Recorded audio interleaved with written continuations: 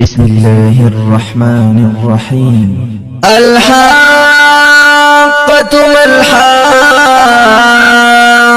وما أدراك ما الحاقة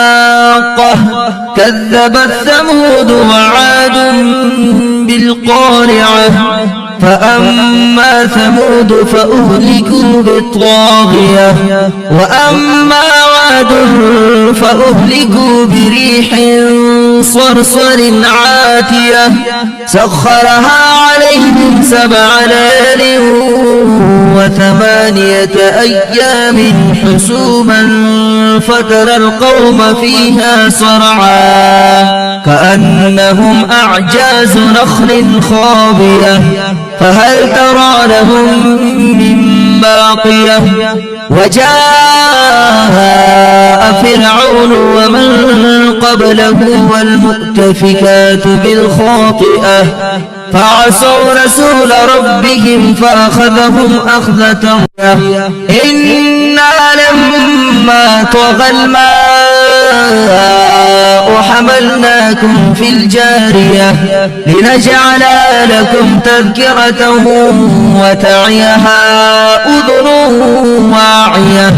فإذا نفخ في الصور نفخة واحدة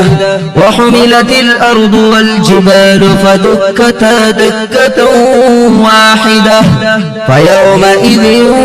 وقعت الواقعة وانشقت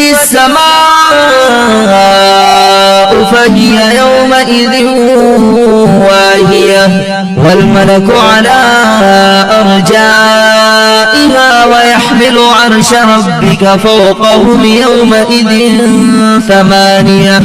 يومئذ تعرضون لا تخفى منكم خافية فأما من أوتي كتابه بيمينه فيقول هاؤم اقرءوا كتابيه إني ظننت أني ملاق حسابيه فهو في عيشة راضية في جنة عالية قطوفها دانية كلوا واشربوا هنيئا بما أسلفتم في الأيام الخالية وأما من أوتي كتابه بشماله فيقول يا ليتني لم أوت كتابيه ولم أدر ما حسابيه يا ليتها كانت القاضية ما أغنى عني ماليه هلك عني سلطانيه